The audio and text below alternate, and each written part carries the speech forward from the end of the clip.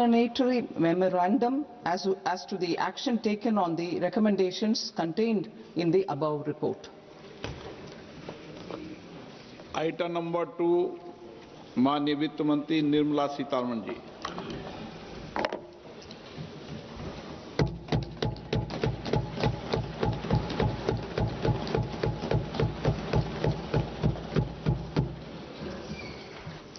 Honorable Speaker, sir, on the sacred occasion of Magh Purnima and the birth anniversary of Guru Ravidas, I present the budget for the year 2026-2027. Since we assumed office 12 years ago, India's economic trajectory has been marked by stability, fiscal discipline, sustained growth, and moderate inflation. This is the result of conscious choices we have made, even in times heightened uncertainty and disruption. Our government, led by Honorable Prime Minister Modi, has decisively and consistently chosen action over ambivalence, reform over rhetoric, and people over populism. We have pursued far-reaching structural reforms, fiscal prudence and monetary stability, whilst maintaining a strong thrust on public investment. Keeping Atmanirbharta as a lodestar, we have built domestic manufacturing capacity, energy security, and reduced critical import dependencies. Simultaneously, we have ensured that citizens benefit from every action of the government, undertaking reforms to support employment generation, agricultural productivity, household purchasing power, and universal services to people.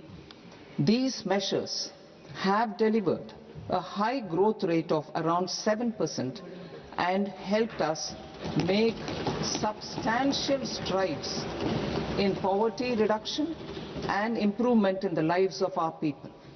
Today, we face an external environment in which trade and multilateralism are imperiled and access to resources and supply chains are disrupted. New technologies are transforming production systems while sharply increasing demands on water, energy, and critical minerals.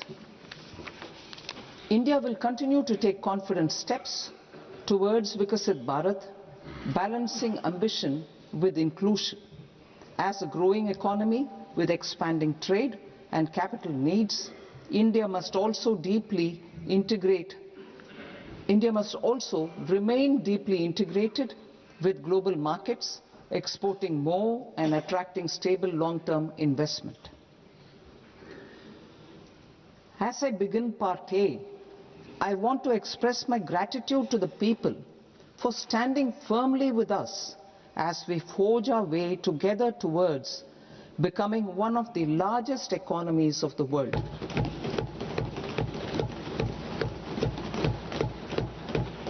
Our aim is to transform aspiration into achievement and potential into performance as we ensure that the dividends of growth reach every farmer, the scheduled caste, the scheduled tribes, the nomads, the youth, the poor, and the women.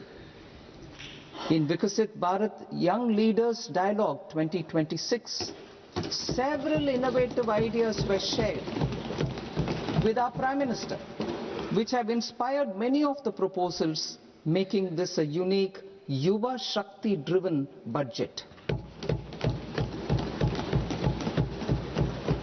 Our government's sankalp is to focus on our poor, underprivileged, and the disadvantaged. To deliver on this sankalp, and given that this is the first budget prepared in Kartavya Bhavan, we are inspired by 3 Kartavya. Our first Kartavya is to accelerate and sustain economic growth by enhancing productivity and competitiveness and building resilience to volatile global dynamics. Our second Kartavya is to fulfill aspirations of our people and build their capacity, making them strong partners in India's path to prosperity. Our third Kartavya, aligned with our vision of Sabka Saath, Sabka Vikas, is to ensure that every family, community, region and sector has access to resources, amenities and opportunities for meaningful participation. This threefold approach requires a supportive ecosystem. The first requirement is to sustain the momentum of structural reforms, continuous, adaptive and forward-looking. Second, a robust and resilient financial sector is central to mobilizing savings, allocating capital efficiently and managing risks. Third, cutting-edge technologies, including AI applications, can serve us as force multipliers for better governance. Reform Express. Our government has undertaken comprehensive reforms towards creating employment, boosting productivity and accelerating growth. After the Prime Minister's announcement on Independence Day in 2025, over 350 reforms have been rolled out. This includes GST simplification, notification of labor codes, and rationalization of mandatory quality control orders. High-level committees have been formed, and in parallel, the central government is working with the state governments on deregulation and reducing compliance requirements. The Reform Express is well on its way and will maintain its momentum to help us fulfill our Kartavya. I now move to specific proposals.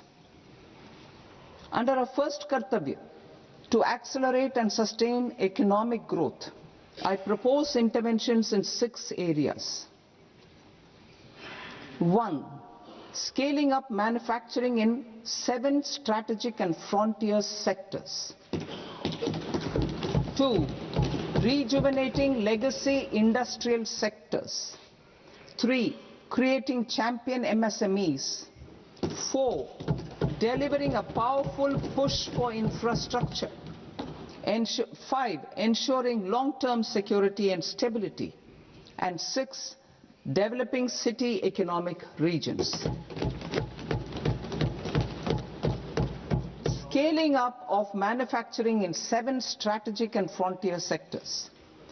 Biopharma Shakti, meaning biopharma strategy for health advancement through knowledge, technology and innovation.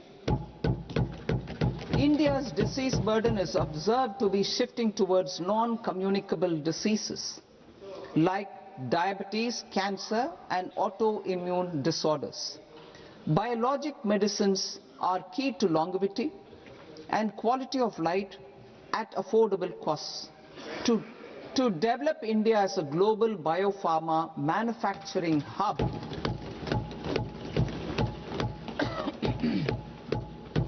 I propose the Biopharma Shakti with an outlay of 10,000 crores over the next 5 years. This will build the ecosystem for domestic production of biologics and biosimilars. The strategy will include a biopharma-focused network with 3 new national institutes of pharmaceutical education and research, popularly known as NIPERs, and upgrading 7 existing ones. It will also create a network of 1,000 accredited India clinical trials sites. We propose to strengthen the Central Drug Standard Control Organization to meet global standards and approve timeframes through approval timeframes through a dedicated scientific review cadre and specialists. India's Semiconductor Mission 1.0 expanded India's semiconductor sector capabilities. Building on this, we will launch ISM 2.0 to produce equipment and materials, design full-stack Indian IP, and fortify supply chains. We will also focus on industry-led research and training centers to develop technology and skilled workforce. The Electronics Components Manufacturing Scheme, launched in April 2025 with an outlay of 22,919 crores, already has investment commitments at double the targets. We propose to increase the outlay to 40,000 crores to capitalize on this momentum.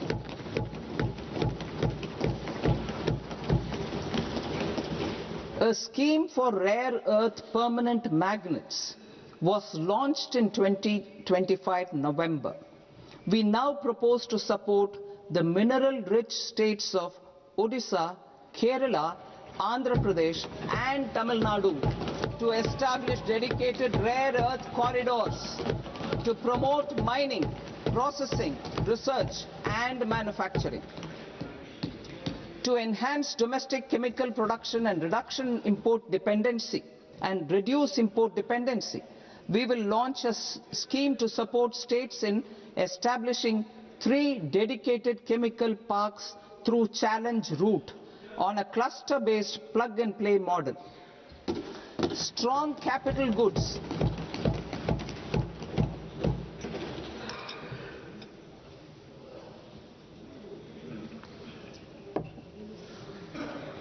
Strong capital goods capability is a determinant of productivity and quality across different sectors. Towards building this capacity, I propose the following.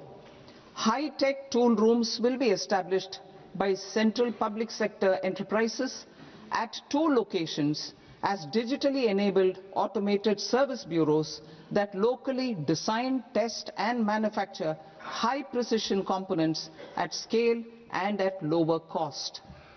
2. A scheme for enhancement of construction and infrastructure equipments will be introduced to strengthen domestic manufacturing of high value and technologically advanced CIE. This can range from lifts in a multi-storied apartment or firefighting equipment in multiplexes, large or small, and to tunnel boring equipments for building metros and high-altitude roads. I also propose a scheme for container manufacturing to create a globally competitive container manufacturing ecosystem with a budgetary allocation of 10,000 crores over a 5-year period. For the labor-intensive textile sector, I propose an integrated program with 5 subparts. 1. The National Fiber Scheme for self-reliance in natural fibers, such as silk, wool and jute, man-made fibers and new-age fibers. Textile expansion and employment scheme to modernize traditional clusters with capital support for machinery, technology upgradation and common testing and certification centers. 3. The National Handloom and Handicraft Program to integrate and strengthen existing schemes and ensure targeted support for weavers and artisans. Tex Eco Initiative to promote globally competitive and sustainable textiles and apparels.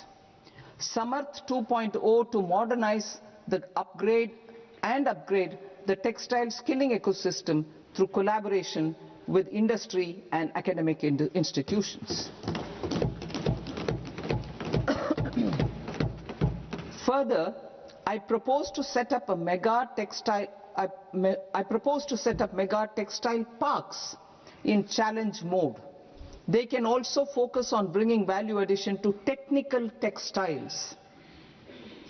I propose to launch the Mahatma Gandhi Gram Swaraj initiative to strengthen khadi, handloom and handicrafts.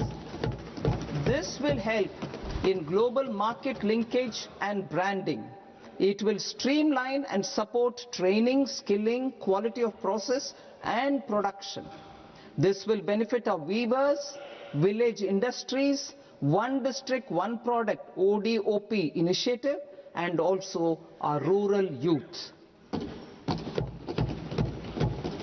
India has the potential to emerge as a global hub for high-quality, affordable sports goods. I propose a dedicated initiative for sports goods that will promote manufacturing, research, and innovation in equipment design as well as material sciences. Rejuvenation of legacy industrial clusters. I propose to introduce a scheme to revive 200 legacy industrial clusters to improve their cost competitiveness and efficiency through infrastructure and technology upgradation. Creating champion SMEs and supporting micro enterprises. Recognizing MSMEs as a vital engine of growth, I propose a three-pronged approach to help them grow as champions. Equity support. I propose to introduce a dedicated 10,000 crores SME growth fund to create future champions, incentivizing enterprises based on select criteria. I also propose to top up the Self-Reliant India Fund set up in 2021 with 2,000 crores to continue support to micro enterprises and maintain their access to risk capital. Liquidity support. With TREDS, more than 7 lakh crore has been made available to MSMEs. To leverage its full potential, I propose 4 measures. 1. Mandate TREDS as the transaction settlement platform for all purchases from MSMEs by CPSEs, serving as a benchmark for other corporates. 2. Introduce a credit guarantee support mechanism through CGTMSE for invoice discounting on TREDS platform. 3. Link GEM with TREDS for sharing information with financiers about government purchases from MSMEs, encouraging cheaper and quicker financing. 4. Introduce TREDS receivables as asset-backed securities, helping develop a secondary market, enhancing liquidity and settlement of transactions. Professional support. Government will facilitate professional institutions such as the ICAI, ICSI, ICMAI to design short-term modular courses and practical tools to develop a cadre of corporate mitras, especially in Tier 2 and Tier 3 towns. These accredited para-professionals will help MSMEs meet compliance requirements at affordable costs. Infrastructure. During this past decade, our government has undertaken several initiatives for large-scale enhancement of public infrastructure, including through new financing instruments such as Infrastructure Investment Trust (InvITs) and Real Estate Investment Trust (REITs), and institutions like NIIF and NABFID. We shall continue to focus on developing infrastructure in cities with over 5 lakh population, that is Tier 2, Tier 3 cities, which have expanded to become growth centers. Public capital expenditure has increased manifold from 2 lakh crore in 2014-15 to an allocation of 11.2 lakh crore in BE 25-26. In this coming year, that is financial year 2026-27, I propose to increase it to 12.2 lakh crores to continue the momentum. To strengthen the confidence of private developers regarding risks during infrastructure development and construction phase, I propose to set up an infrastructure risk guarantee fund to provide prudentially calibrated partial credit guarantee to lenders. Over the years, rights have emerged as a successful instrument for asset monetization. I propose to accelerate recycling of significant real estate assets of the CPSEs through the setting up of dedicated rights. To promote environmentally sustainable movement of cargo, I propose to 1. Establish new dedicated freight corridors connecting Dankuni in the east to Surat in the west. Operationalize 20 new national waterways over the next 5 years, starting with National Waterways 5 in Orissa to connect mineral-rich areas of Talcher and Angul and industrial centers like Kalinga Nagar to the ports of Paradeep and Dhamra. Training institutes will be set up as regional centers of excellence for development of required manpower for these waterways. This will benefit youth in the entire stretch of the waterways to train and acquire skills. Further, a ship repair ecosystem catering to inland waterways will also be set up at Varanasi and Patna. And C. Launch a coastal cargo promotion scheme for incentivizing a modal shift from rail to road to increase the share of inland waterways and coastal shipping from 6% to 12% by 2047. To enhance last mile and remote connectivity and promote tourism, I propose to give incentives to indigenize manufacturing of seaplanes. A seaplane VGF scheme will be also introduced to provide support for operations. Carbon capture, utilization and storage. Aligning with the roadmap launched in December 2025, the carbon capture, utilization and storage technologies at scale will achieve higher readiness and in end-use application across 5 industrial sectors, including power, steel, cement, refineries and chemicals. An outlay of 20,000 crore is proposed over the next 5 years for this purpose. City economic regions. Cities are India's engines of growth, innovation and opportunities. We shall now focus on Tier 2, Tier 3 cities and even temple towns which need modern infrastructure and basic amenities. This budget aims to further amplify the potential of cities to deliver the economic power of agglomerations by mapping city economic regions based on their specific growth drivers. An allocation of 5,000 crore per CER over 5 years is proposed for implementing their plans through a challenge mode with a reform-cum-result-based financing mechanism. In order to promote environmentally sustainable passenger systems, we will develop 7 high-speed rail corridors between cities as growth connectors, namely Mumbai to Pune, Pune to Hyderabad, Hyderabad to Bengaluru, Hyderabad to Chennai, Chennai to Bengaluru, Delhi to Varanasi, Varanasi to Siliguri.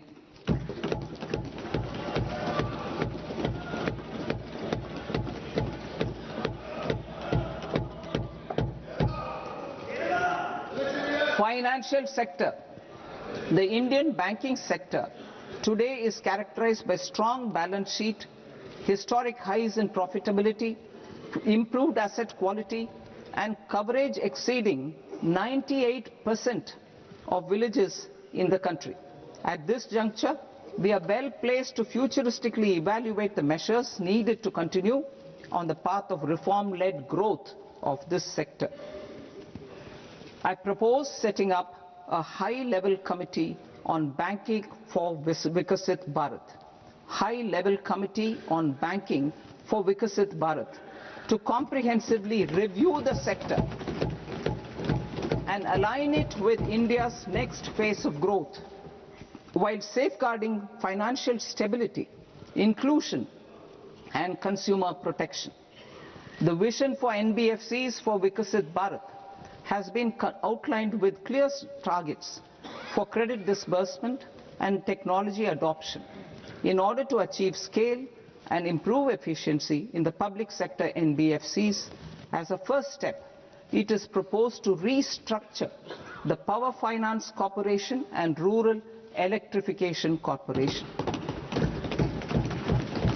I propose a comprehensive review of the foreign exchange management non-debt instruments rules to create a more contemporary, user-friendly framework for foreign investments consistent with India's evolving economic priorities. Corporate bond market. I propose to introduce a market-making framework with suitable access to funds and derivatives on corporate bond indices. I also propose to introduce total return swaps on corporate bonds. Municipal bonds. To encourage the issuance of municipal bonds of higher value by larger cities, I propose an incentive of 100 crore rupees for a single bond issuance. 100 crore rupees for a single bond issuance of more than 1,000 crore. The current scheme under Amrit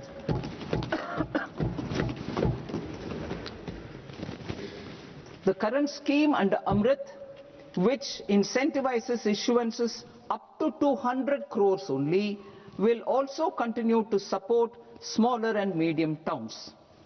That will also continue to support the smaller and medium towns. Ease of doing business. Individual persons resident outside India, PROI, will be permitted to invest in equity instruments of listed Indian companies through the Portfolio Investment Scheme. It is also proposed to increase the investment limit for an individual PROI under the scheme from 5% to 10%, with an overall investment limit for all individual PROIs to 24% from the current 10%. Emerging technologies including AI. 21st century is technology driven. Adoption of technology is for the benefit of all people. Farmers in the field, women in STEM, youth keen to upskill, and Divyangjan to access newer opportunities. The government has taken several steps to support new technologies through AI Mission, National Quantum Mission, Anusandhan National Research Fund, and Research and Development and Innovation Fund. Our second kartavya is to fulfill aspirations and build capacities. Close to 25 crore individuals have come out of multi-dimensional poverty through a decade of our government's sustained and reform-oriented efforts.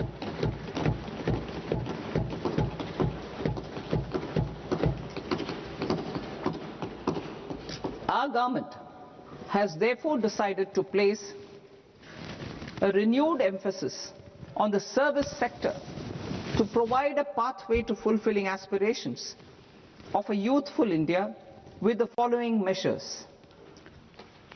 I propose to set up a high-powered Education to Employment and Enterprises Standing Committee to recommend measures that focus on services sector as a core driver of Vikasit Bharat. This will make us a global leader in services with a 10% global share by 2047. The committee will prioritize areas to optimize the potential for growth, employment, and exports. They will also assess the impact of emerging technologies including AI, on jobs and skill requirements and propose measures thereof. To create a range of skilled career pathways, a new range of skilled career pathways for our youth, I propose interventions in the following sectors. Health. Existing institutions for allied health professionals will be upgraded and new AHP institutions established in private and government sectors. This will cover 10 selected disciplines, including optometry, radiology, anesthesia, OT technology, applied psychology and behavioral health, and add 1 lakh AHPs over the next 5 years. A strong care system covering geriatric and allied care services will be built. A variety of NSQF-aligned programs will be developed to train multi-skilled caregivers, combining core care and allied skills such as wellness, yoga, and operation of medical assistive devices. In the coming year, 1.5 lakh caregivers will be trained.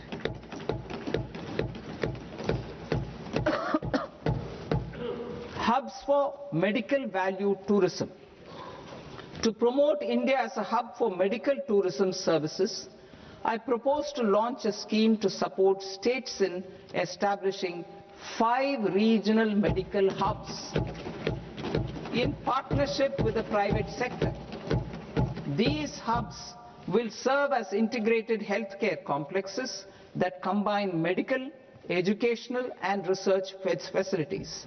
They will have Ayush centers, medical value tourism facilitation centers, and infrastructure for diagnostics, post-care and rehabilitation. These hubs will provide diverse opportunities, job opportunities for health professionals, including doctors and AHPs. Ancient Indian yoga, already respected in several parts of the world, was given a mass global recognition when Honorable Prime Minister took it to the UN. Post-COVID, Ayurveda gained a similar global acceptance and recognition. Exporting quality Ayurveda products helps farmers who grow the herbs and youth who process the products. To meet growing global demand, a few more steps are being taken. I propose to 1. Set up 3 new All India Institutes of Ayurveda. 2. Upgrade Ayush pharmacies and drug testing labs for higher standards of certification ecosystem and make available more skilled personnel. 3. Upgrade the WHO Global Traditional Medicine Center in Jamnagar to bolster evidence-based research, training and awareness for traditional medicine. Animal husbandry. Livestock contributes to close to 16% of farm income, including of poor and marginal households. To scale up availability of veterinary professionals by more than 20,000, I propose to roll out a loan-linked capital subsidy support scheme for establishment of veterinary and para-veterinary colleges, veterinary hospitals, diagnostic laboratories, and breeding facilities in private sector. Collaboration between Indian and foreign institutions will also be facilitated. Orange economy. India's animation, visual effects, gaming and comics sector, AVGC sector, is a growing industry projected to require 2 million professionals by 2030. I propose to support the Indian Institute of Creative Technologies, Mumbai, in setting up AVGC content creator labs in 15,000 secondary schools all over the country and 500 colleges. the Indian design industry is expanding rapidly, and yet there is a shortage of Indian designers. I propose to establish, through Challenge Route, a new National Institute of Design to boost design education and development in the eastern region of India. Education. Our government will support states through Challenge Route in creating 5 university townships in the vicinity of major industrial and logistics corridors. These planned academic zones will host multiple universities, colleges and research institutions, skill centers and residential complexes. In higher education, STEM institutions, prolonged hours of study and laboratory work pose some challenges for girl students. Through VGF, Viability Gap Funding and capital support, one girls' hostel will be established in every district.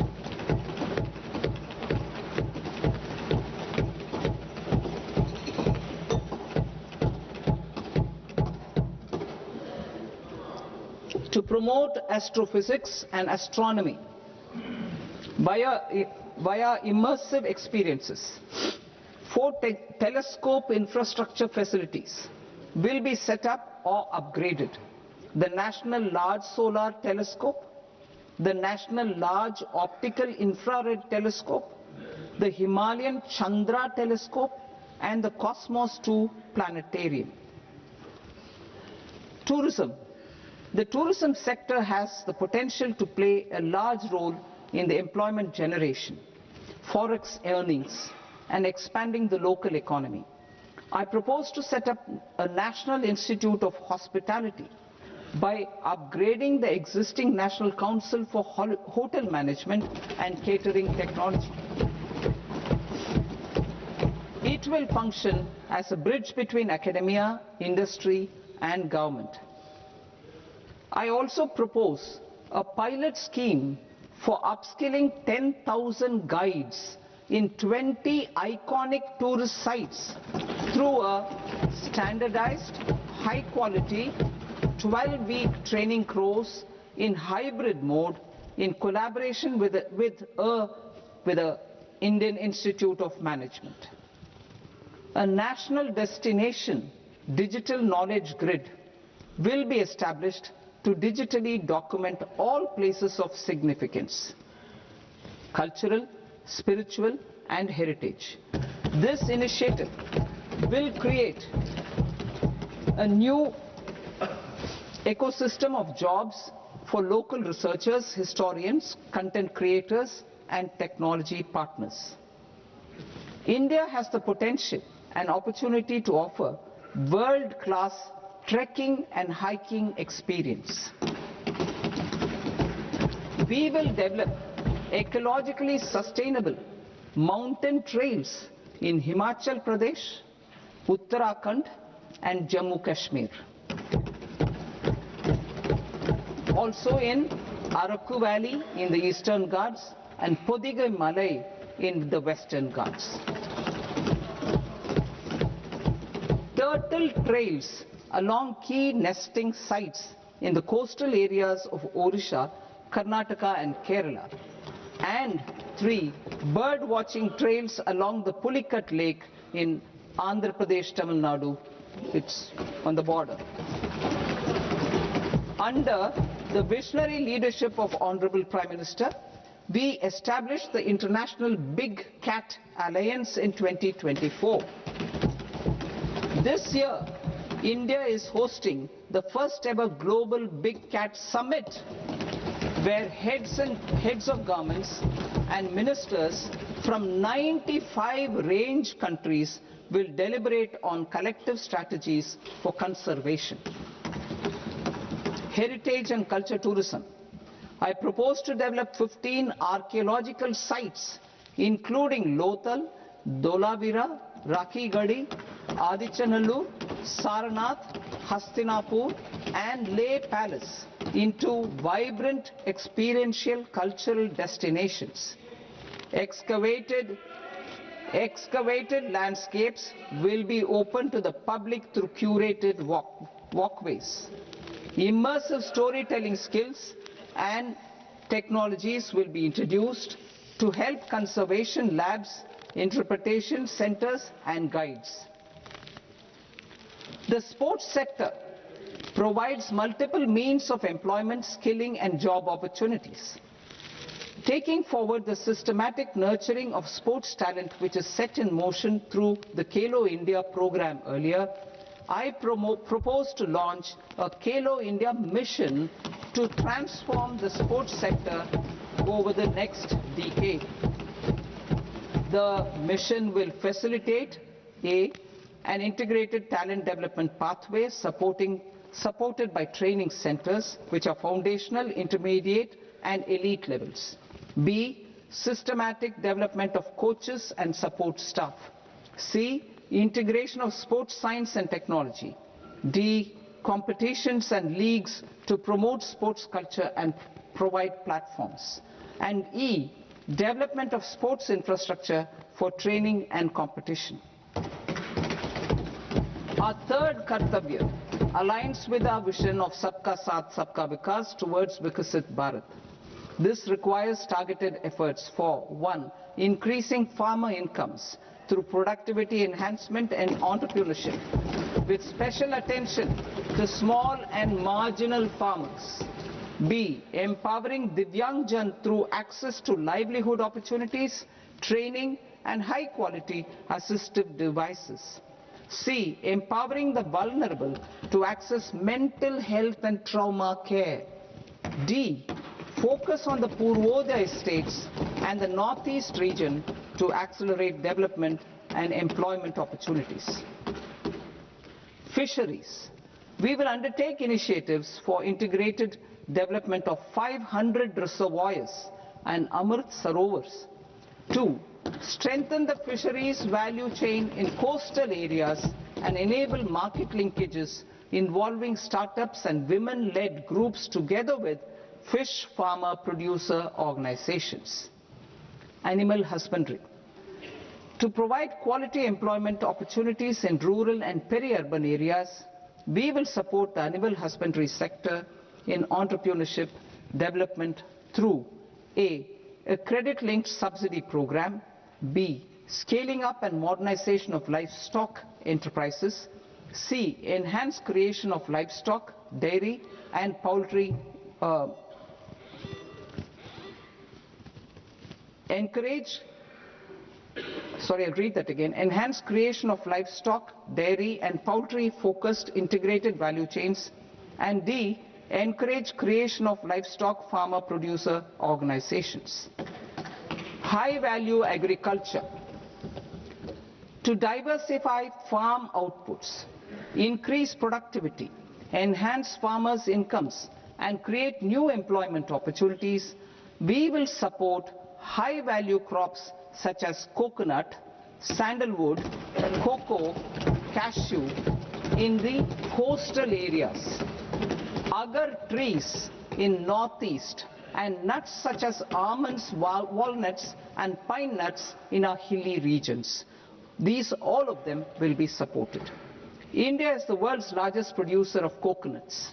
About 30 million people, including nearly 10 million farmers, depend on coconuts for their livelihood. To further enhance competitiveness in coconut production, I propose a coconut promotion scheme to increase production and enhance productivity through various interventions, including replacing and non-productive trees with new saplings or plants or varieties in major coconut growing states. A dedicated program is proposed for Indian cashew and cocoa to make India self-reliant in raw cashew and coconut production and processing, enhance export competitiveness, and transform Indian cashew and Indian cocoa into premium global brands by 2030. Sandalwood. Sandalwood is closely linked to India's social and cultural heritage. Our government will partner with state governments to promote focused cultivation and post-harvest processing to restore the glory of the Indian sandalwood ecosystem, to rejuvenate old, low-yielding orchards and expand high-density cultivation of walnuts, almonds and pine nuts. We will support a dedicated program to enhance farmer incomes and in bringing value addition by engaging youth. Bharat Vistar, that is virtually integrated system to access agricultural resources. I propose to launch Bharat Vistar, a multilingual AI tool that shall integrate the AgriStack portals and the ICAR package on agricultural practices with AI systems. This will enhance farm productivity, enable better decisions for farmers, and reduce risk by providing customized advisory support. She Marts for rural women-led enterprises. Building on the success of Lakpati Didi program, I propose to help women take the next step from credit-linked livelihoods to being owners of enterprises. Self-help entrepreneur, She Marts will be set up as community-owned retail outlets within the cluster-level federations through enhanced and innovative financing instruments. Empowering Divyangjan. Divyangjan Kaushal Yojana. Information technology, AVGC sectors, hospitality and food and beverages sectors often offer task-oriented and process-driven roles which are suitable for Divyangjan. We will ensure dignified livelihood opportunities through industry-relevant and customized training specific to each Divyangjan group. Divyang Sahara Yojana. Timely access to high-quality assistive devices for all eligible Divyangjan is a fundamental need. I propose to 1. Support the Artificial Limbs Manufacturing Corporation of India, Alimco, to set up and to scale up production of assistive devices, invest in R&D and AI integration, strengthen PM Divyasha Kendras, and support setting up of assistive technology marts as modern retail style centers where Divyangjan and senior citizens can see, try and purchase assistive products. Reaffirming our commitment to mental health and trauma care. There are no national institutes for mental health care in North India. We will therefore set up a NIMHANS 2 and also upgrade national mental health institutes in Ranchi and in Tezpur as regional apex institutions. Emergencies expose families, particularly the poor and vulnerable, to unexpected expenditure. We will strengthen and increase these capacities by 50% in district hospitals by establishing emergency and trauma care centers. Focus on Purvodaya states and northeastern regions. Purvodaya. I propose the development of an integrated East Coast industrial corridor with a well-connected node at Durgapur, creation of 5 tourism destinations in 5 Purvodaya states, and the provision of 4,000 e-buses. Buddhist sites in northeastern region. The northeastern region is a civilizational confluence of Theravada and Mahayana or Vajrayana traditions. I propose to launch a scheme for development of Buddhist circuits in Arunachal Pradesh, Sikkim, Assam, Manipur, Mizoram and Tripura. The scheme will cover preservation of temples and monasteries, pilgrimage interpretation centers, connectivity and pilgrim amenities. 16th Finance Commission. On 17th November 2025, the 16th Finance Commission submitted its report to the President. As mandated under Article 281 of the Constitution, the government is to lay the report along with the explanatory memorandum on the action taken report on the recommendations of the Commission in Parliament, which, Sir, Honourable Speaker, you have allowed me to do at the commencement of this session. The government has accepted the recommendation of the Commission to retain the vertical share of devolution at 41%. As recommended by the Commission, I have provided 1.4 lakh crores of rupees to the states for the year 2026-2027 as Finance Commission grants. These include rural and urban local body and disaster management grants. Fiscal consolidation. Government has been delivering on our fiscal commitments consistently without compromising on social needs. To strive towards accepted standards of fiscal management in Budget 25-26, I had indicated that the central government would target reaching a debt to GDP ratio of 50 plus or minus 1% by 2030-31. In line with this, the debt to GDP ratio is estimated to be 55.6% of GDP in BE 26-27, compared to 56.1% of GDP in RE 25-26.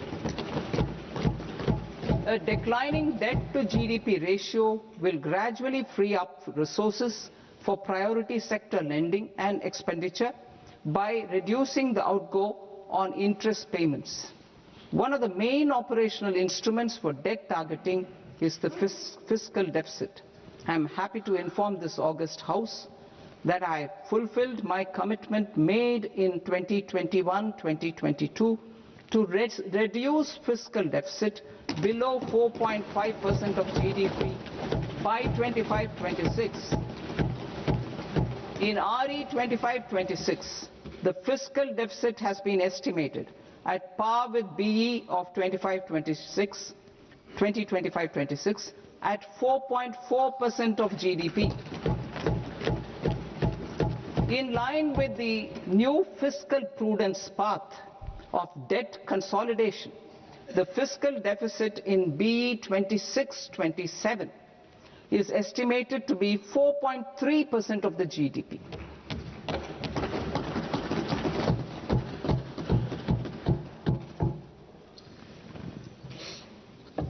The revised estimates of the non-debt receipts are 34 lakh crore rupees, of which the centre's net tax receipts are 26.7 lakh crore.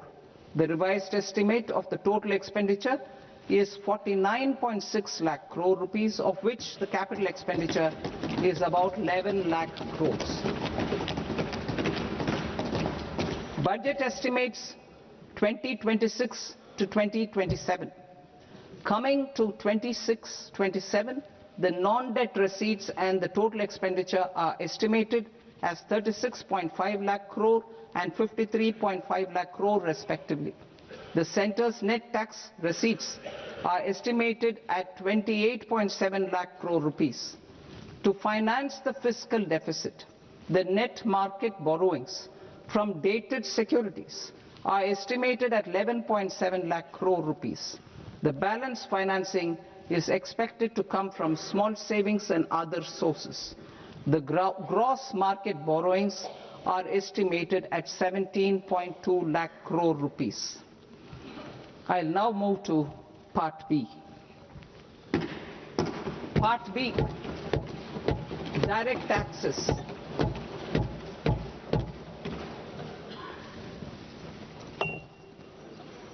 Honorable Speaker, sir, I now present my proposals on direct taxes. New Income Tax Act. In July 2024, I announced a comprehensive review of the Income Tax Act 1961. This was completed in a record time, and the Income Tax Act 2025 will come into effect from 1st April 2026.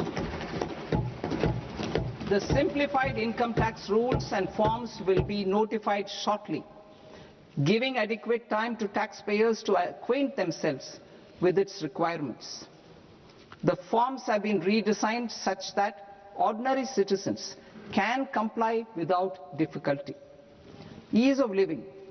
I propose that any interest awarded by the Motor Accident Claims Tribunal to a natural person will be exempt from income tax, and any TDS on this account will be done away with.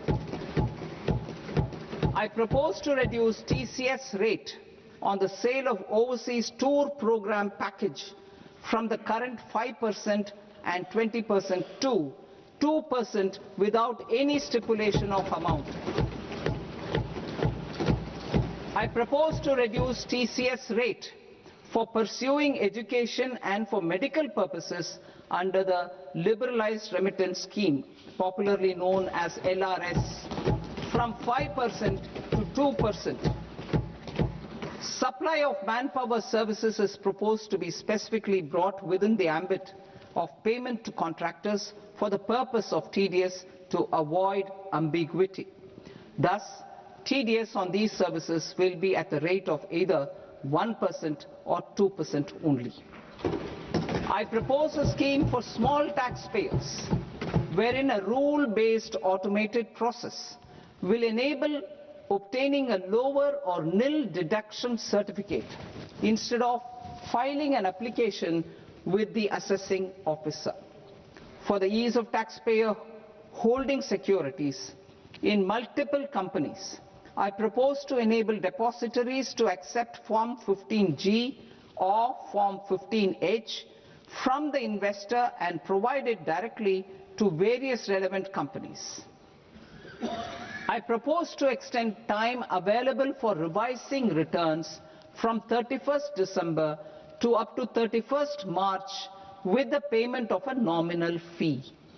I also propose to stagger the timeline for filing of tax returns. Individuals with ITR 1 and ITR 2 returns will continue to file till 31st July, and non-audit business cases or trusts are proposed to be allowed time till 31st August.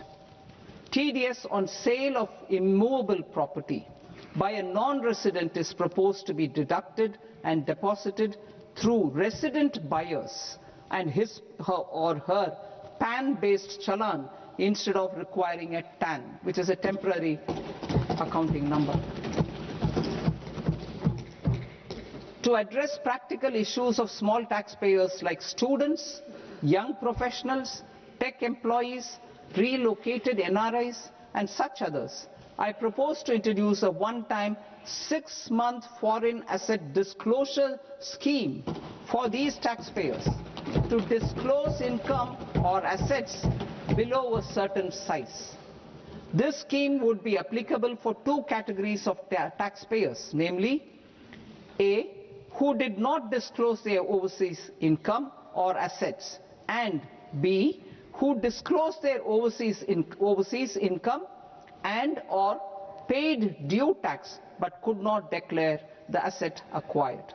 For category A, the limit of undisclosed income or asset is proposed to be up to 1 crore rupees. They need to pay 30% of fair market value of asset or 30% of undisclosed income as tax and 30% as additional income tax in lieu of penalty, and would thereby get immunity from prosecution. For category B, asset value is proposed to be up to 5 crore rupees. Here, immunity from both penalty and prosecution will be available with a payment of fee of 1 lakh rupees. Rationalizing penalty and prosecution. Multiplicity of proceedings are hindrance to the ease of doing business. I propose to integrate assessment and penalty proceedings by way of a common order for both. There will be no interest liability on the taxpayer on the penalty amount for the period of appeal before the first appellate authority, irrespective of the outcome of appeal process. Further, quantum of prepayment is being reduced from 20% to 10% and will continue to be calculated only on core tax demand. As an additional measure for reducing litigation, I propose to allow taxpayers to update their returns even after reassessment proceedings have been initiated, and an additional 10% tax rate over and above the rate applicable for the relevant year. The assessing officer will then use only this updated return in his proceedings. There is already a framework for immunity from penalty and prosecution in the cases of underreporting. I propose to apply this framework for immunity to misreporting too. However, in such a case, the taxpayer will need to pay 100% of the tax amount as an additional income tax over and above the tax and interest due. Penalties for certain technical defaults, such as failure to get accounts audited, non-furnishing of transfer pricing audit report, and default in furnishing statement for financial transactions, are proposed to be converted into fee.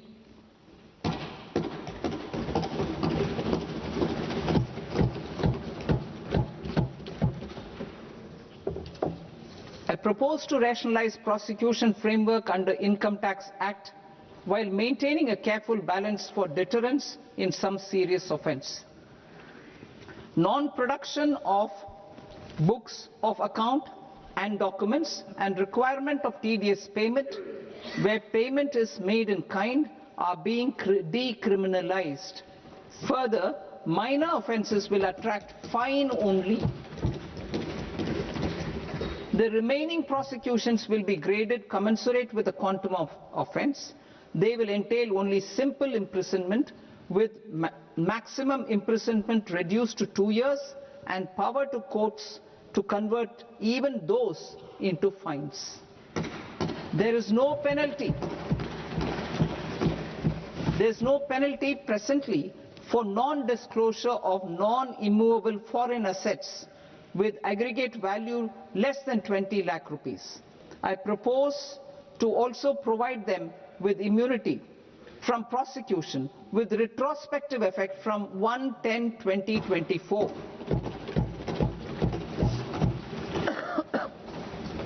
Cooperatives. Deduction is already allowed to a primary cooperative society engaged in supplying milk, oilseeds, fruits or vegetables raised or grown by its members. I propose to extend this deduction to also include supply of cattle feed and cotton seed produced by its members. I propose to allow inter-cooperative society dividend income as deduction under the new tax regime to the extent it is further distributed to its members. I further propose to allow exemption for a period of 3 years to dividend income received by a notified national cooperative federation on their investments made in companies up to 31/1/2026. This exemption would be allowed only for dividends further distributed to its member cooperatives. Supporting IT sector as India's growth engine. India is a global leader in software development services, IT-enabled services, knowledge process outsourcing services, and contract R&D services relating to software development. These businesses and their segments are quite interconnected with each other. All these services are proposed to be clubbed under a single category of information technology services with a common safe harbor margin of 15.5% applicable to all. The threshold for availing safe harbor for IT services is being enhanced substantially from 300 crore rupees to 2,000 crore rupees. Safe harbor for IT services shall be approved by an automated rule-driven process without any need for tax officer to examine and accept the application. Once applied by an IT services company, the same safe harbor can be continued for a period of 5 years at a stretch at its choice. For IT services companies who want to conclude advanced pricing agreement, APA, I propose to fast-track unilateral APA process for IT services and endeavor to conclude it within a period of 2 years. The period of 2 years can be extended by a further period of 6 months on taxpayers' request. I propose to extend the facility of modified returns available to the entity entering APA to its associated entities also. Attracting global business and investment. Recognizing the need to enable critical infrastructure and boost investment in data centers, I propose to provide tax holiday till 2047 to any foreign company that provides cloud services to customers globally by using data center services from India. It will, however, need to provide services to Indian customers through an Indian reseller entity. I also propose to provide a safe harbor of 15% on cost in case the company providing data center services from India is a related entity. To harness the efficiency of just-in-time logistics for electronic manufacturing, I propose to provide safe harbor to non-residents for component warehousing in a bonded warehouse at a profit margin of 2% of the invoice value. The resultant tax of about 0.7% will be much lower than in competing jurisdictions. To provide fillip to toll manufacturing in India, I propose to provide exemption from income tax for 5 years to any non-resident who provides capital goods, equipment or tooling to any toll manufacturer in a bonded zone. To encourage vast pool of global talent to work in India for a longer period of time, I propose to provide exemption to global, non-India sourced income of a non-resident expert for a stay period of 5 years under notified schemes. I propose to provide exemption from minimum alternate tax, the MAT, to all non-residents who pay tax on presumptive basis. Tax administration. I propose to constitute a joint committee of Ministry of Corporate Affairs and Central Board of Direct Taxes for incorporating the requirements of income computation and disclosure standards, the ICDS, in the Indian Accounting Standards, IND AS itself. Separate accounting requirement based on ICDS will be done away with from the tax year 27-28. To support Prime Minister Modi's vision of homegrown accounting and advisory firms to become global leaders, I propose to rationalize the definition of accountant for the purposes of safe harbor rules. Other tax proposals. Change in taxation of buyback was brought in to address the improper use of buyback route by promoters. In the interest of minority shareholders, I propose to tax buyback for all types of shareholders as capital gains.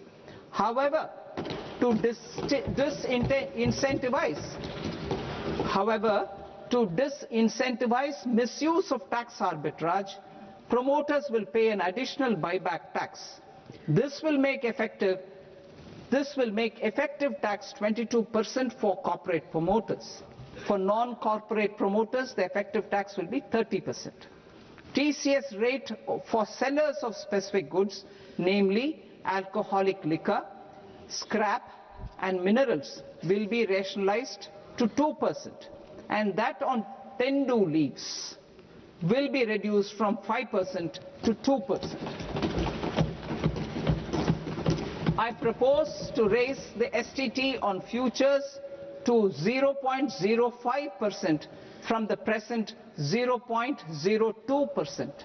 STT on options premium and exercise of options are both proposed to be raised to 0.15% from the present rate of 0.1% and 0.125% respectively.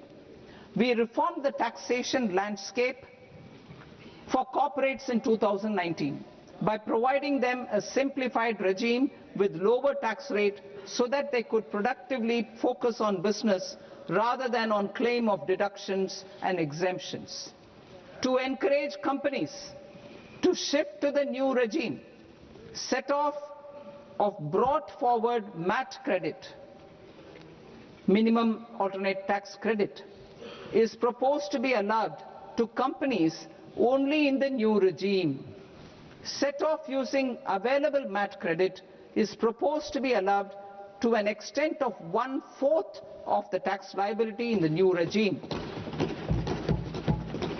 MAT is proposed to be made final tax, so there will be no further credit accumulation from 1st April 2026. In line with this change, the rate of final tax is being reduced to 14% from the current MAT rate of 15%. The brought forward MAT credit of taxpayers accumulated till 30th March 2026 will continue to be available to them for set-off as above. Indirect taxes. I shall now take up proposals related to indirect taxes. My proposals for customs and central excise aim to further simplify the tariff structure, support domestic manufacturing, promote export competitiveness, and correct inversion in duty. To continue weeding out long continuing customs duty exemptions, I propose to remove certain exemptions on items which are being manufactured in India or where the imports are negligible. Similarly, to further simplify the process of ascertaining the rate of duty applicable on a particular item, I propose to incorporate certain effective rates in various customs notifications to the tariff schedule itself. I shall now take up sector-specific proposals. Promotion of exports of marine, leather, and textile products.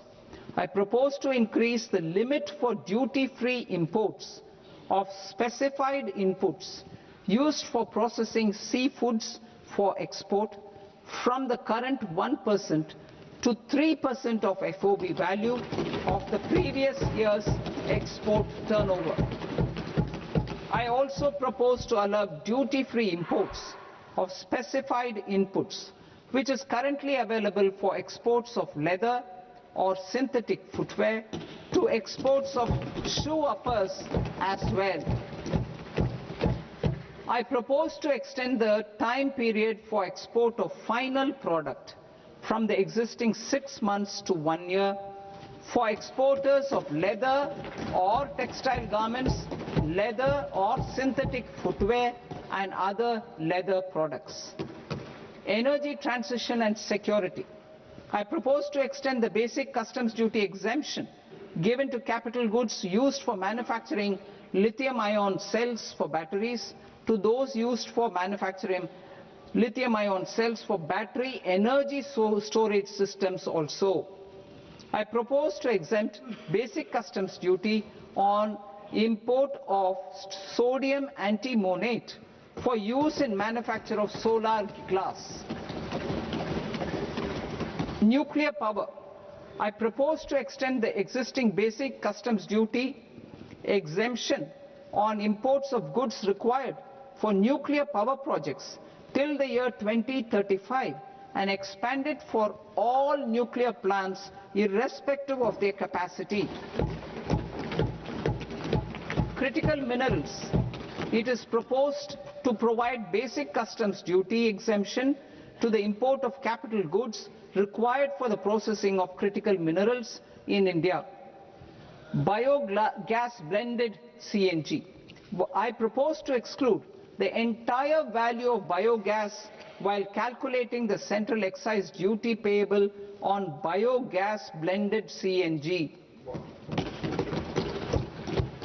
Civil and defense aviation.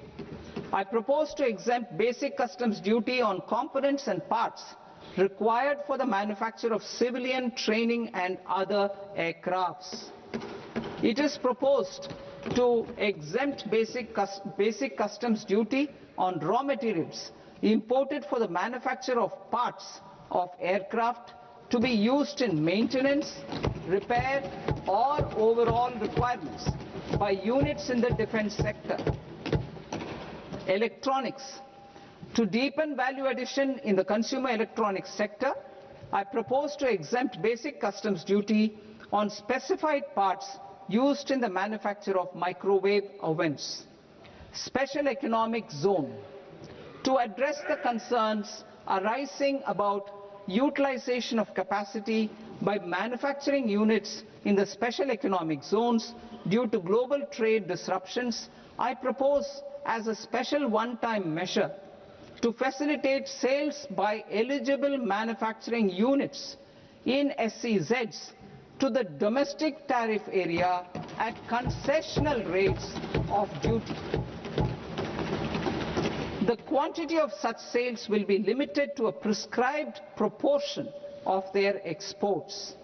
Necessary regulatory changes will be undertaken to operationalize the measures while ensuring level playing field for the units working in the DTA. Ease of living. To rationalize the customs duty structure for goods imported for personal use, I propose to reduce the tariff rate on all dutiable goods imported for personal use from 20% to 10%. To provide relief to patients, particularly those suffering from cancer, I propose to exempt basic customs duty on 17 drugs or medicines. I propose also to add 7 more rare diseases for the purposes of exempting import duties on personal imports of drugs, medicines, and food for special medical purposes used in their treatment. Customs process. India's role and share in the global trade is poised for a major leap in line with our ambition and journey towards Vikasit Bharat. In this regard, I propose many measures for custom processes to have minimal intervention for smoother and faster movement of goods and greater certainty to the trade. Trust-based systems. I propose to enhance duty deferral period for Tier 2 and Tier 3 authorized economic operators, known as AEOs, from 15 days to 30 days. I propose to provide eligible manufacturer importers the same duty deferral facility. This should encourage them to get themselves accredited as a full-fledged Tier 3 AEO in due course. To provide greater certainty and for better business planning, I propose to extend validity period of advance ruling binding on customs from the present 3 years to 5 years. In the spirit of the whole of government approach,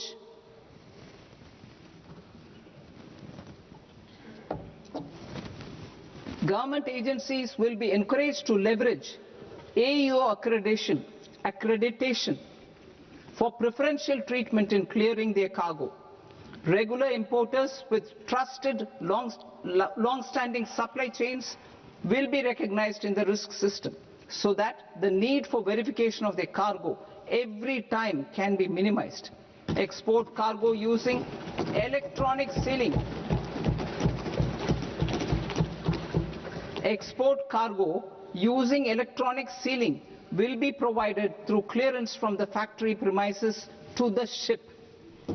For import of goods not needing any compliance, filing of bill of entry by a trusted importer and arrival of goods will automatically notify customs for completing their clearance formalities. This will enable goods to be released immediately on arrival. The customs warehouse framework will be transformed into a warehouse operator-centric system with a self-declarations, electronic tracking and risk-based audit. These reforms will move away from the current system of officer-dependent approvals and reduce transaction delays and compliance costs. Ease of doing business. Approvals required for cargo clearance from various government agencies will be seamlessly processed through a single and interconnected digital window by the end of the financial year. Processes involved in clearance of food, drugs, plant and animal and wildlife products accounting for about 70% of interdicted cargo will be operationalized on this system by April 2026 itself. For goods not having any compliance requirement, clearance will be done by customs immediately after online registration is completed by the importer, subject to the payment of duty. Customs integrated system will be rolled out in 2 years as a single integrated and scalable platform for all customs processes. Utilization of non-intrusive scanning with advanced imaging and AI technology for risk assessment will be expanded in a phased manner with the objective to scan every container across all the major ports. New export opportunities to support Indian fishermen to fully harness the economic value of marine resources beyond our territorial waters. The following measures will be taken. A. Fish catch by an Indian fishing vessel in exclusive economic zone or on the high seas will be made free of duty. Landing of such fish on foreign port will be treated as export of goods. Safeguards will be put in place to prevent misuse during fish catch, transit or transshipment. To support aspirations of India's small businesses, artisans and startups to access global markets through e-commerce, I am pleased to announce complete removal of the current value cap of 10 lakh rupees per consignment on courier exports. In addition, handling of rejected and returned consignments will be improved with effective use of technology for identifying such consignments. I propose to revise provisions governing baggage clearance during international travel to address genuine concerns of passengers. The revised rules will enhance duty-free allowances in line with the present-day travel realities and provide clarity in temporary carriage of goods brought in or taken out. There are honest taxpayers who are willing to settle disputes by paying all their dues, but they get deterred due to negative connotation associated with penalty. They will now be able to close cases by paying an additional amount in lieu of penalty. Honorable Speaker, sir, with this I commend the budget to this august House. Jai Hind.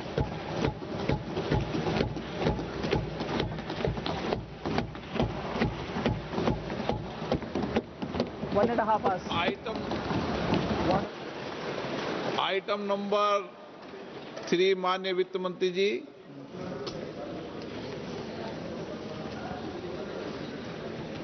Item number 2, sir. 3. Sir, with your permission, I rise to lay on the table of the following statements under Section 3, 1 of the Fiscal Responsibility and Budget Management Act of 2003. medium-term fiscal policy cum fiscal policy strategy statement, and macroeconomic framework statement. Item number 4, माननीय वित्त मंत्री जी। Sir, with your permission, I move for leave to introduce the Finance Bill 2026.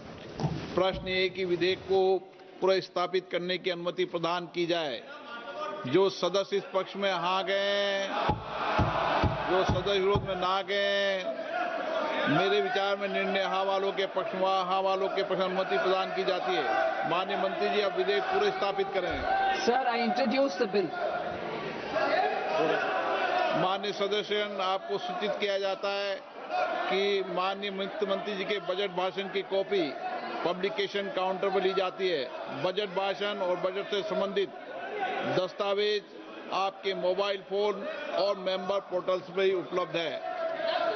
सभा की कार्रवाई कल सोमवार दिनांक 2 फरवरी 2026 को प्राप्त 11 बजे तक के लिए स्थगित की जाती है।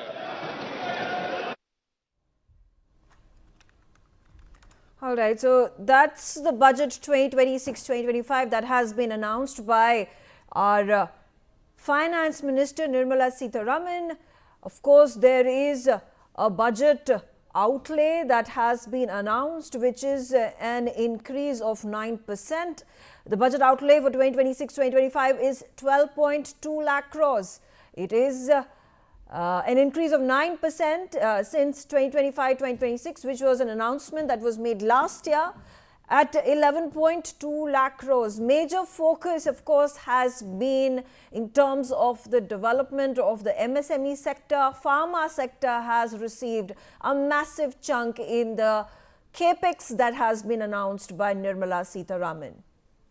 In terms of the outlook that had been presented just 2 days ago during the economic survey, it has been projected that the GDP of the country is going to rise to the tune of 6.8% to 7.2%. So those are the big ticket items that have been announced in the budget 2026-2027. And of course, talking about artificial intelligence, that has been brought into focus by the minister. Of course, keeping in mind that the India AI Impact Summit is also going to take place in February. So the massive focus of the government in building supply chains and building an institutionalized indigenous artificial intelligence infrastructure to compete with the developed countries of the world. In fact, there have been, if you take a look at these figures, what are the items that are getting cheaper, which includes leather, microwaves, seafood. There has been a heavy expenditure that has been announced in all these sectors that has led to the reduction in prices, availability of these goods at a cheaper rate. That is the indication that has been given by the Foreign Ministry, by the Finance Ministry, by the Finance Minister herself in that budget. I'm being joined by Nakul Sharma. He's a tax expert. Nakul Sharma, quickly seeking your takeaways from the big budget announcement earlier. In fact, let me get in Saurabh Derua. Saurabh Derua, what are the big ticket items that have been announced by Nirmala Sitharaman? What are the key takeaways? Yeah, I think this is more of a infra and fundamental budget. Some of the big ticket item is the increase of the expenditure from 11 lakh crore to 12.2 lakh crore on the basic infra in the country. Plus, there are numerous announcements around job creation, from health to even tourism. And from a personal tax point of view, I think the simplified tax structure, once known better, can really make life simpler for all the salaried and middle class employees and the people in the country. Right, absolutely. Talking about the markets, you know, they were subdued earlier ahead of the budget announcement. How do you think the markets are going to react?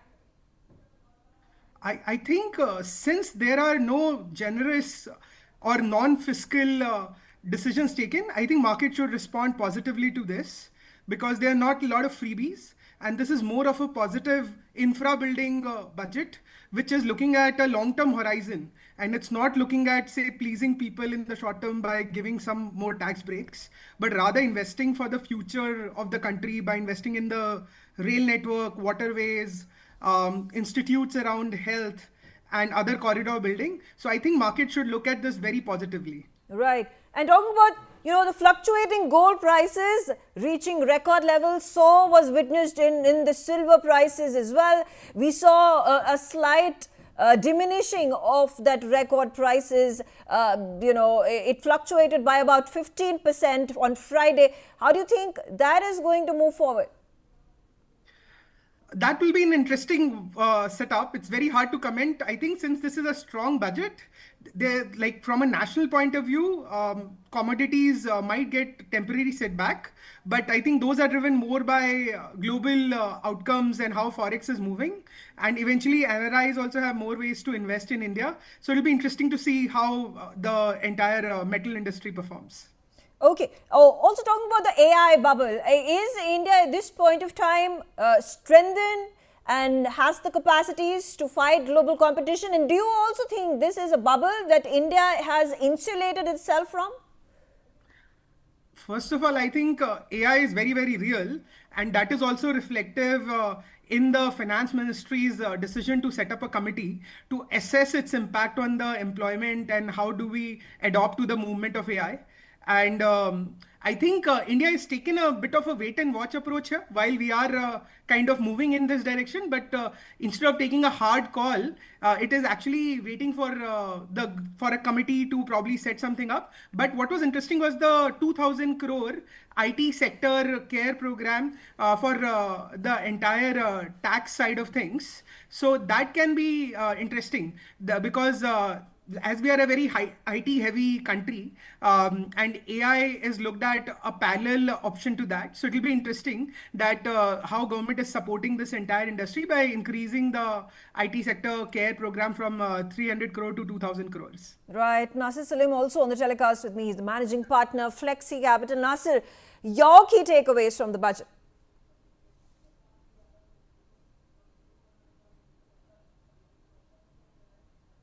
Good morning. Great to be back on Newsx. Megha, thank you very much for having me. So, first few thoughts, we had, before I got into the discussion on the budget, one of our key expectations was some great rationalization on STTs. Now, obviously, that has not gone really well in the markets. Because you may have seen the markets right now are down 1,000 points on Sensex and Nifty. And PSU banks have also taken a bit of a hit. So, I wish... that kind of punitive action should not have been proposed, I guess. But it's a little positive also by and large in certain other sectors. I mean, we're seeing this good amount of allocation in the pharma sector, which has been adequately been addressed. I think the other very good one is on capex. It was expected that capex would eventually continue to be the center stage of budget announcements for this for the next fiscal. So I think that is again something which alludes and bodes well with this entire manufacturing PLI linked incentive schemes, and also employment generation at some point of time. Okay. I think clearly. Okay. Also, do you think India at this point of time stands as a healthy economy? Inflation at below 2.5%. We've taken a look at a capex that is a healthy increase of 9%, as you said. And also, are we at this point of time, the announcement being made also complement the number of trade deals that India has been finalizing, whether it is European Union or United Kingdom or New Zealand? So, Megha, you asked very important, pertinent questions. I'll address them one by one. I think let's start with the last. I think the need of the hour is, of course, to ensure that we have, a separate window for all tariff-related sectors that have been hit really hard, right? And I think, the impact that we are seeing, whether it's in, gems and jewelry, textiles, I think all of them have been hit really hard. And I think that's where, I would have been happier to see some extension of credit guarantee options, some intervention, a dedicated intervention by the budget announcement today, which I think, I would have been happier to kind of see. So to answer your question on competitiveness as far as exporters are concerned, we need to do a little bit more perhaps. Number two, on your question on the shape of the economy, I must tell you, as per the latest economic survey, we are expected to grow between 6.8 and 7.2 for FY26. I don't see any shocks to that number. I think the only issue that remains, of course, is geopolitical pressure and tariff-related issues, which we will hopefully address as we go along. Okay. And as far as the economy is concerned, on inflation numbers, I must tell you, core inflation is looking good. It is much below and within the RBI tolerance band of plus minus 2% from 4% as the base. So that continues to augur well and does also give us some legway and headroom for fiscal expansion as well. Even that number seems to be contained to 4.3% for next fiscal. So I think broadly to your point on the economy, we look from a macro perspective very stable with a positive outlook. Okay, all right. Stay on with me. I'm also being joined by Pallavi Dinodia. She's the co-chair, Direct Taxes Committee. Pallavi, thank you very much. And of course, the first question is very direct, very specific. Your key takeaways from the budget announcement. Thank you, Megha. Thank you for having me on your channel. So the budget seems to be following its path of reform, simplification and certainty. You know, the key sectors that we all expected some impetus to be given, some framework to be given, like AI, like critical earth minerals, skilling, MSME, all these sectors have got the year of the FM, and we have seen that we are getting some sort of framework in these sectors. So I'm happy, and also the youth of India, you know, we have been given that impetus as well. Health, mental health, you know, these things are forward-looking things we are not shying away from. The new committee for the banking reforms, or the new what banking needs to do for the next fillip that needs to come to our economy, that's a very forward-looking step in my view. So overall, I think reformist, progressive, simplified and a trust-first budget. Right, absolutely. When we talk about infrastructure building, and pharma has been at the core, you know, there has been 1,000 crore rupee budget that has been allocated, you know, outlay that has been allocated for this sector as well. How does it perform vis-a-vis the number of deals that are being signed between India and other countries, and pharma being the main focus area? So I think that's what we needed, you know. So the 1,000 crores, I think maybe we are hoping for even more in biopharma, because as the population of the world grows, and like the FM said, the non-communicable diseases are growing far more rapidly than the communicable ones.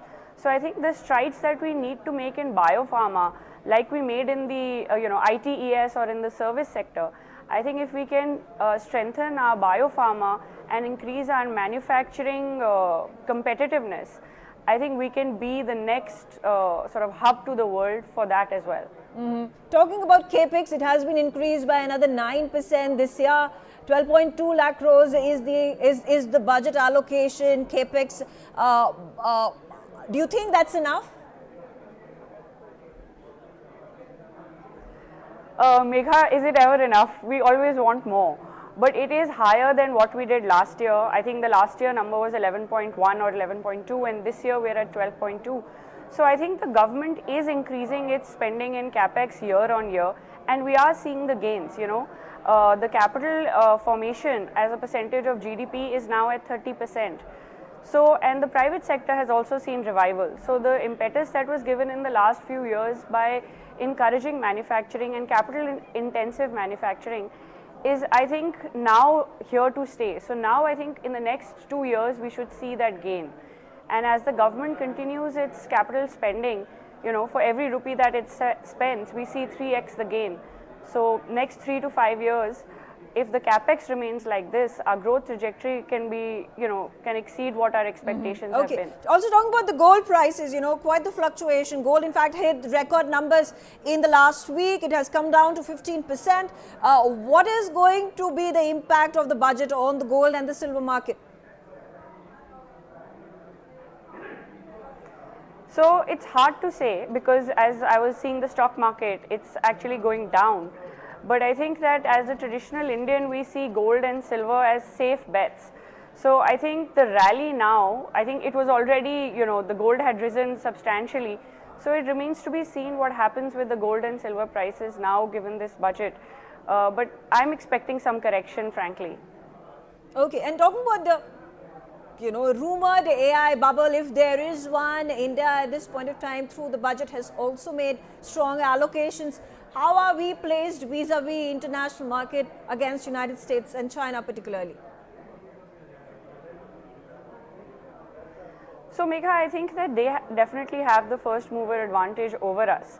But like if anything, you see our UPI stride. The world was at credit cards and we leapfrogged to UPI, and today our digital payment system is the best in the world and we are teaching other countries.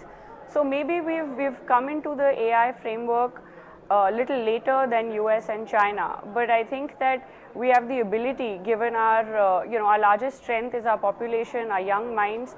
I think we have the ability to leapfrog in that area as well and hopefully give the other two economies good competition. All right, thank you Pallavi for joining us. Coming back to you, Nasir, you wanted to make a point.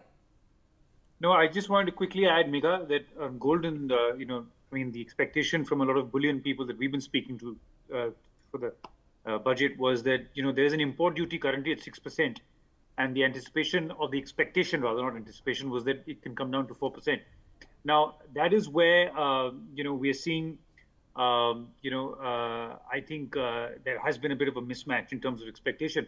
Gold and silver, on the contrary, I must tell you, has gone through its fundamental price points much beyond what it was supposed to be available at now. We had done at Flexi Capital that I work with, we had done a simple analysis of what should be the gold and silver prices. I think that today continues to be in FOMO pricing, which is fear of missing out. There's a gush of retail investors now participating in that.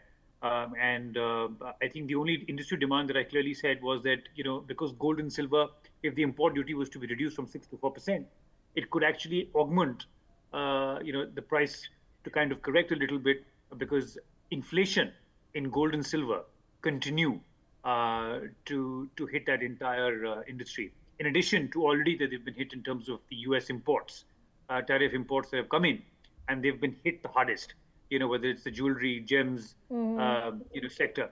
And I think that's where one of the expectations was, which was baked in, because purely from a price perspective, Megha, I must tell you, gold and silver are far beyond their fundamental price. Okay, all right. And also, do you think there are going to be, how soon do we see the benefits of the FTAs that have been signed? And this is particularly when we talk about, you said gemstones, we're talking about leather industry, we're talking about the handicrafts, the handlooms, the textiles and the apparel.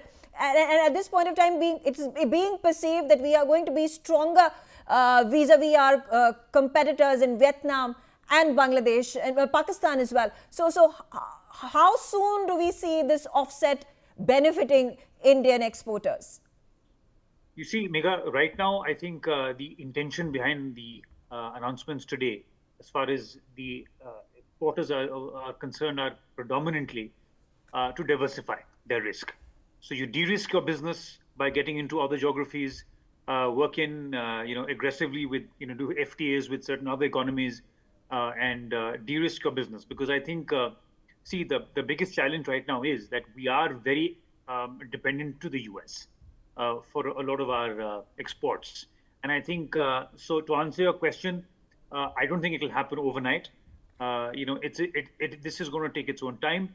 I think more than timing, Megha, what's more important is directionally what we are trying to achieve is to say that, the direction in which we're trying to diversify our exporters and reduce the difference between export and imports as far as the US is concerned with India. I think that is a step in the right direction.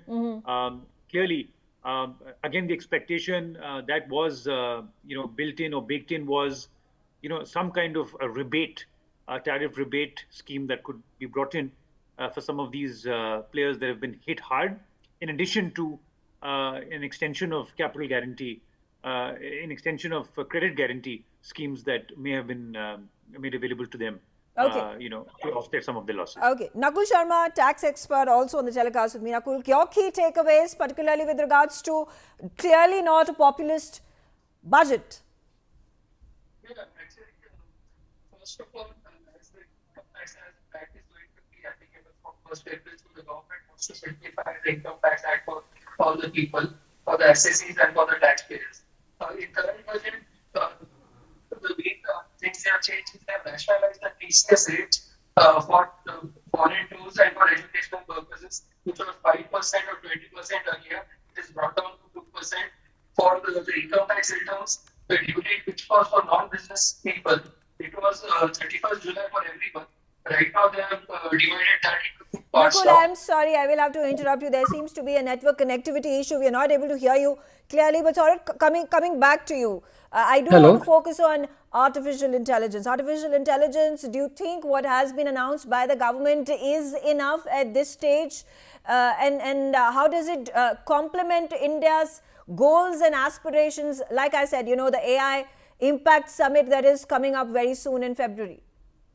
Yeah, so I think in the budget, the whole announcement has been more about forming a wait and watch approach and forming a committee to assess it. But at the same time, we have announced that we will come up with our own LLMs. We have an AI summit right around the corner. So I think government is looking at AI. From this budget point of view, there are less announcement than what at least I expected on the AI side. But I think we'll see a lot more in the coming year, and it will be interesting to see the details of what the committee that they makes and what do they come up with. But I'll still go back to the point that 2,000 crore increase on the IT sector side, in the care side. I think that is something is an indirect way to complement the AI building setup, and also the tax breaks that they have given for setting up cloud infra in India with having distributors in India till 2047. That can be very, very powerful because a big part of AI is building infra locally. At the end of our country like India, we have DPDPA. We don't want data to go outside the country. So unless we have the right cloud infra, no matter how good an LLM we develop, we'll not be able to scale it with the population that we have. So it's a very important step. Probably it will not be as highlighted as other steps, but if we talk about 5 years impact, this will probably have bigger impact than anything which can be more direct. Okay, Nakul, coming back to you, if you can hear me now. Again, like I said, no changes in tax slabs. There have been no cuts that have been announced in direct taxes as well. How do you view the budget? Clearly, like I said, not a populist budget. Yeah, so as speaking, they've brought a new income tax act from 1st of April. Many of the rationalization in rates were done in the previous budget as well. In current year, it was expected for rationalization for short-term and long-term capital gains taxes. But right now, what they have done is the TCS rates have been rationalized for a few products like overseas tours packages and the education purposes, which have been brought down from 20 and 5% to 2%. Again, in this budget, there has been more compliance-related rationalizations rather than the rate rationalizations. So considering that the income tax return filing has been divided into two parts up to 31st July and 31st August. So the business returns can be filed up to 31st August. They've got an extension of 1 month for annual filing returns. So more of the rates rationalization has taken place in TCS part, and in this budget, the compliance has been reduced rather than rates. Okay, all right. Let me also introduce our fourth guest of the day, Manoj Dhanda, founder and CEO, Uto Cloud. Manoj, again, key takeaways and particularly focused on infrastructure, particularly focused on technology and artificial intelligence. How does it fare for the Indian economy? I noticed that something announced for data centers for the foreign companies specific, and that is something not good for Indian organizations who build their own Indian infrastructure for sure, because that is specific. If foreign companies put their own infrastructure inside Indian data centers and Indian players or the resellers that basically selling these top 3 hyperscalers to India, basically these foreign providers will get the benefit. The builders like us and others who building the cloud platforms within the India and building inside the data centers and then selling the services, helping the Indian economy. Because nowadays it's time not to war on the field. Time is on the war in the digital economy.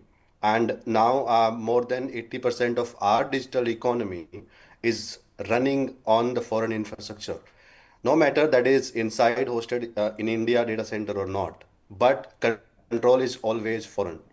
So what we exactly believe as Indian players, this is something hitting player like us and the others who building in India. Okay. This is completely in directions to the foreign providers, not to the Indian one. Okay, interesting. Something a big Okay. risk for Indian economy. Okay, all right. Now, Nasir, I do want to touch upon this electronics outlay increased to 40,000 crore rupees. This is going to help in the manufacturing, sustainability and innovation of the electronics, building rare earth corridors, chemical parks, strengthening India's semiconductor ecosystem. That has been the sustained push of the government, with a number of semiconductor plants that have been set up in Uttar Pradesh. We take a look at that happening in the southern part of the country as well.